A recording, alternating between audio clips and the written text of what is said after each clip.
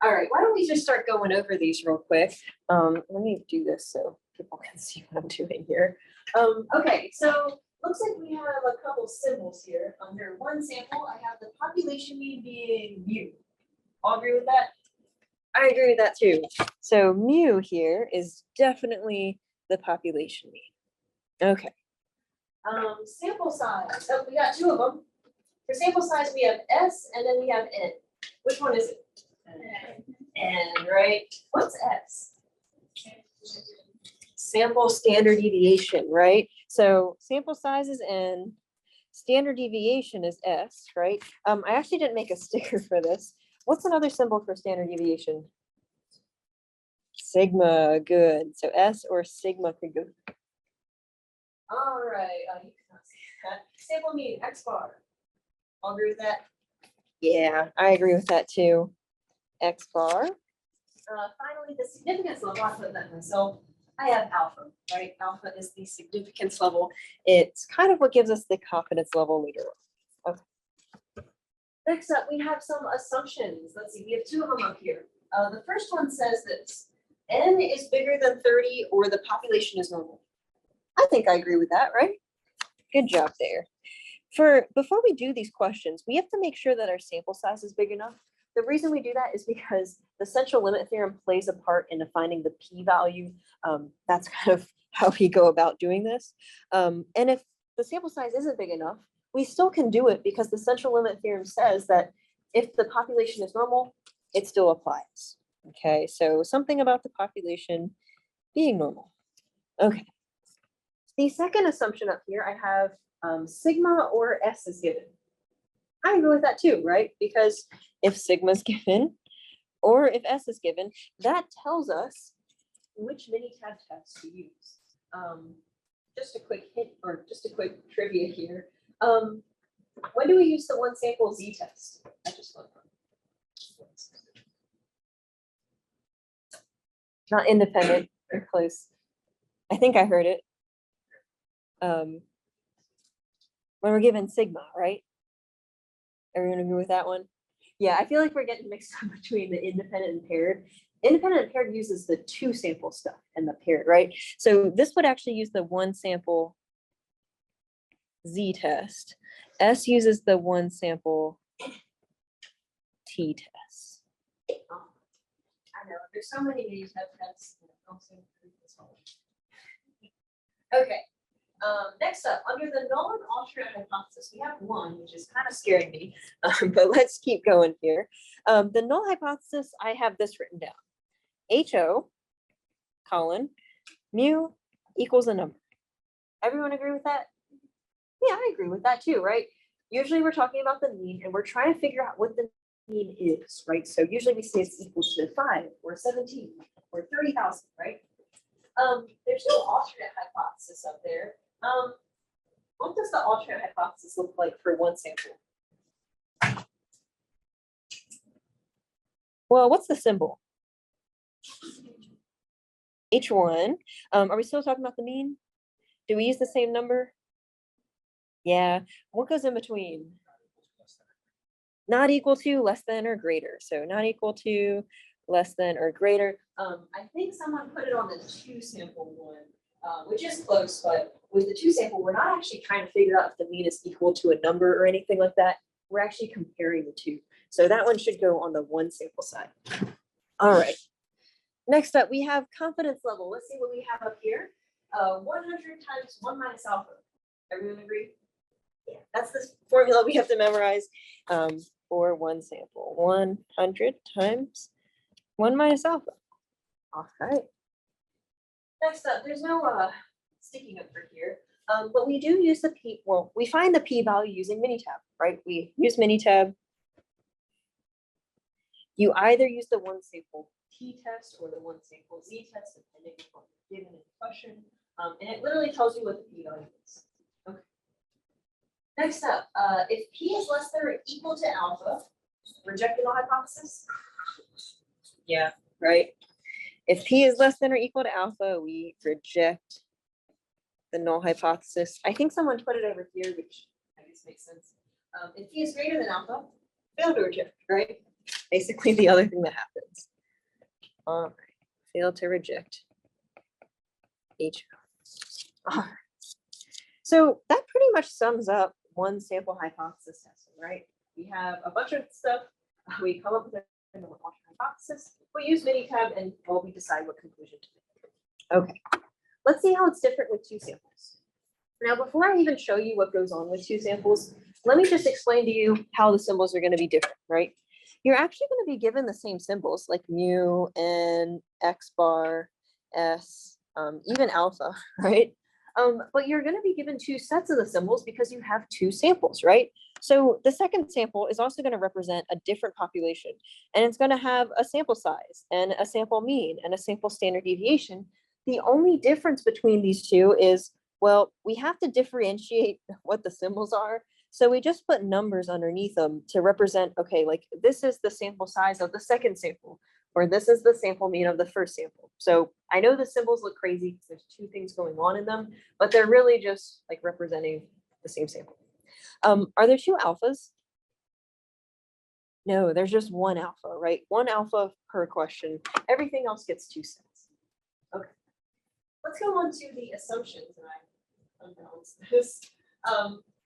Let's read these. I think these actually look really correct to me. So let me just write these down. Okay. The first assumption for two sample hypothesis testing is this. Well, N1 has to be bigger than 30, but we don't just have one N, we have two N's. So both N1 and N2, they both have to be bigger than 30. Okay, if one of them is small, like maybe N2 is 12 or something like that, you can still do the question as long as there's something about the population being normal. So, or population normal. Okay. The second one I have up here is independent or paired, right? Whenever we have two samples in a question, they can either be related by being independent or paired. Okay, independent is when they don't have anything to do with each other. Paired is like when they have a relationship and you can even pair one observation in sample one with another observation in sample two. Okay. Anyone remember the Minitab test for independent samples? Was that what you're gonna say, Kate, too? Perfect. Two sample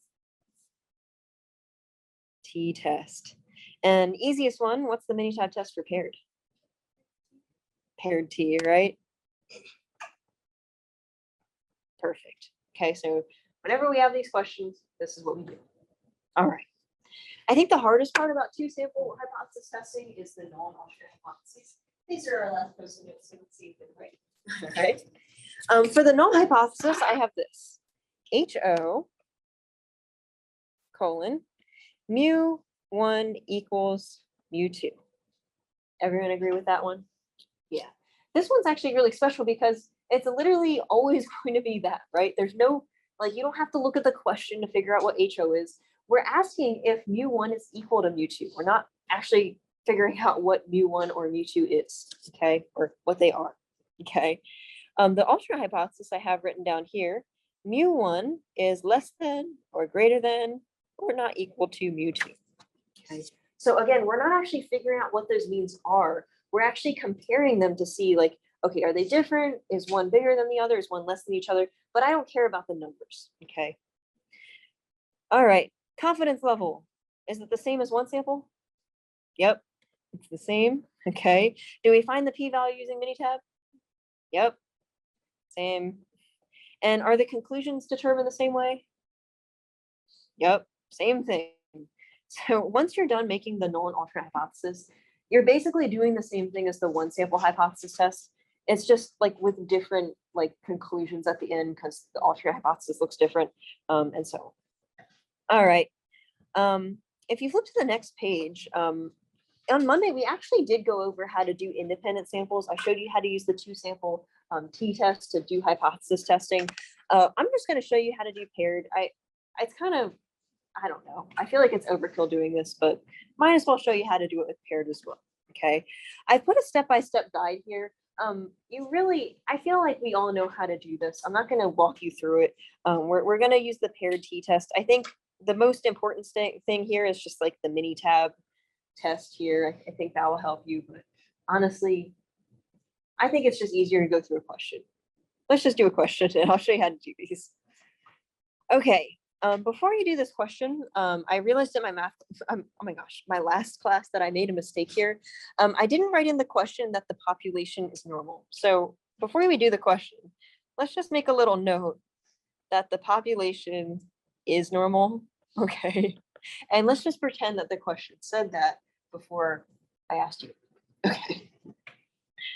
All right, so in this example, we have a sample of 5 third graders. They're taking a reading test.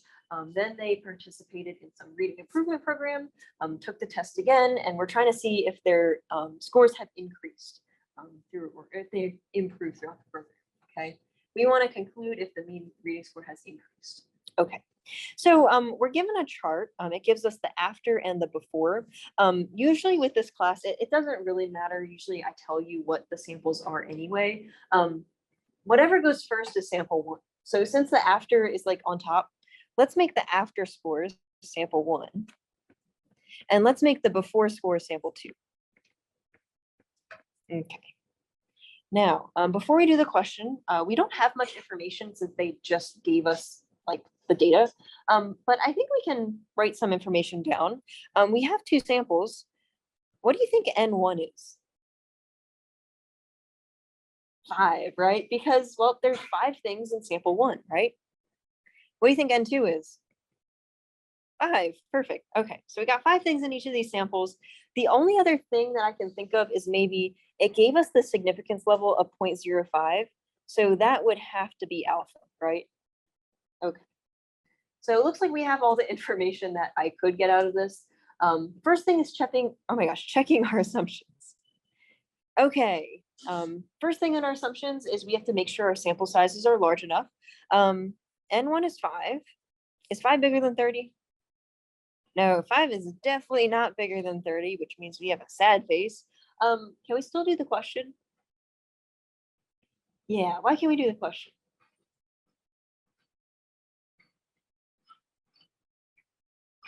I think I heard it. You really can't, but since we wrote that the population is normal, we can do the question because I wrote it up there, right? Okay, but we have a normal population. So we turn the frown upside down. We have a smiley face. Okay. Second assumption, who thinks we have independent samples here? Who thinks we have paired samples? All right, any ideas on why this might be paired and not independent? Before and after, right? Whenever there's a before and after sort of thing going on, that's a big hint that we have paired samples. Any other ideas? Now, it's not a thing that guarantees it, but look at the sample sizes. Sample sizes are the same, right? Now, we can have independent samples where the sample sizes are the same, but it's a pretty big hint that when the 2 samples are the same size, they've got to be paired, or it's a good hint that they're paired, okay? Finally, well, the same students or the same students in the sample 1, those are the exact same students in sample 2. So there's got to be some sort of relationship between the 2, right? So these are definitely paired. All right. Let's do step 2. All right. Step 2 says state the null and alternate hypothesis. Do I have to think for the null hypothesis? No, you just memorize it, right? The null hypothesis is always HO, comma, or colon, right? mu1 equals mu2. You always go into the experiment saying that, oh my gosh, the population mean of sample 1 is the same as the population mean of sample 2. Okay, it's always going to be that, nothing else. Let's do the alternate hypothesis. mu1, mu2. Everything's going to be the same except the symbol in between, okay? And you might call me crazy for doing this, but whenever I do these, it's very hard for me to figure out if it's greater than, less than, not equal to. So I literally label what each of the samples are, okay? We said sample 1 was after. We said sample 2 was before. For some reason, I have to label them or else I'm not going to figure out if it's greater than, less than, or not equal to, okay? Might just be me. Now, my big hint is look at the very last sentence of the question. It says, can you conclude that the mean reading score has increased after the program? Okay, would that mean after is bigger or after is smaller? After is bigger, right? If we have increased after the program, the after scores would have to be bigger, right? So what symbol are we having here? Greater than, right? All right. And I spelled before wrong. Here we go. Okay, I honestly think that's the hardest part of doing the whole question. Once you have this figured out, it's pretty easy. Step 3, significance level. I literally wrote that up here. Alpha is 0.05. Anyone remember the confidence level formula?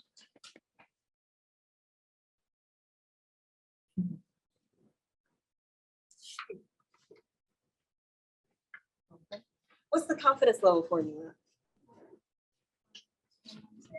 Perfect. 100 times 1 minus a, or alpha. And well, I can show you the steps, but honestly, I've done these so many times that I can just tell it's going to be 95. But 1 minus 0.5 is 90, or gosh, 0.95. And if you multiply that by 100, we get 95. All right. Any questions so far? Okay. Now, if you want to go with me, I'm going to just follow the instructions for Minitab here on step 4. So I'll go ahead and do that. It's kind of self-explanatory at this point. And if you flip the page, I actually have what I'm doing here as well. But it might be overkill. Let me just show you what to do on Minitab. All right.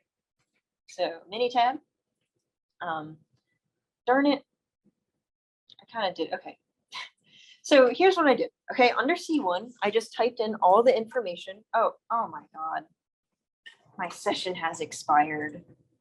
You've got to be kidding. Okay, we're just doing it again. We're doing it. Okay, so I guess I'll have to do this with you. Okay, so under C1, you're going to type in all the information for sample 1. So 67. Don't want to do that. 68, 78, 75, 84. And I did not do that. 68, 78, 75, 84. There we go. Before we have 59, 63, 81, 74, and 78. Okay, so I just typed in all my information into the Excel document looking thing. I'm going to click just like I've done before, stat, basic statistics. We have all the different options for the tests. This time we're using the paired t-test because we have paired samples. Click that.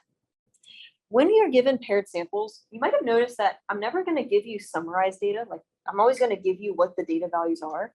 So you're actually not going to change anything here. So you're just going to make sure it says each sample is in a column. Under sample 1, click in the box. And we have 2 options, C1, C2. C1 is what I typed in for sample 1. Sample 2 is C2. Now it's really tempting to hit the OK button. Before you do that, make sure you hit the options button because we haven't told Minitab what the confidence level is. We didn't tell Minitab what the alternate hypothesis is. So we have to do that before we go. Options. The confidence level already says 95. Let's just pretend I typed that in. Okay. Don't change anything for the hypothesized difference. It's basically telling us what the null hypothesis says. Don't worry about it. Under alternative hypothesis, it says not equal to. Just change it to whatever the symbol is in your alternative hypothesis. So since we said it was greater than, I'm going to use the greater than symbol. Okay. Don't really worry about what it says. Just change it to the symbol that you have. Click OK. Click OK. And you're going to get a lot of information. We only care what the p-value is since we're doing hypothesis testing. Scrolling down to the bottom, the p-value is 0.079. Any questions on Minitab? All righty. Then I'm going to have to do the lame thing of switching back to my iPad. Here we go. Okay. The rest is pretty self-explanatory, but let me just go through this since I think it'll be a good review anyway. The p-value is here, 0.079. Okay. Next, we have to decide if we're rejecting or failing to reject. How do we decide that again? if it's greater or less than. Perfect, right? We compare P and alpha. I can't do this that well in my head, so I literally have to write P on the left, alpha on the right. P here is 0.079. Alpha in the question was 0.05. Which one's bigger? P is definitely bigger, right? So who thinks we're going to reject the null hypothesis? Who thinks we're going to fail to reject the null hypothesis? All right, good. We got some hands for fail to reject. If P is bigger than alpha, we fail to reject the null hypothesis, okay? And what I really like about the templates for the conclusion, I'm a very simple person. I like templates that work for everything. The same template for one sample hypothesis test work for two sample hypothesis tests. We're still piecing together two parts of a sentence, okay? Who thinks we're gonna start with, we conclude? Okay, who thinks we're gonna start with not enough evidence? Okay, I think there were more hands for not enough evidence. It actually starts with not enough evidence. Okay, if we fail to reject, we always start with not enough evidence to conclude. There is not enough evidence to conclude. Okay, and who can tell me what goes at the end of the sentence?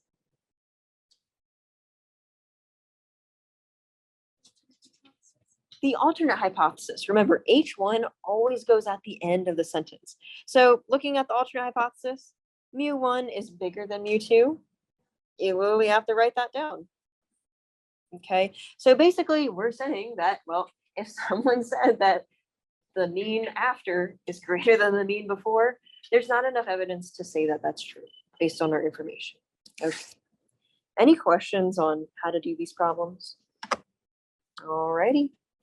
Then I would let you go right now, but we do have course evaluations to do. So you do have to hang around for that. Let me just get myself situated here.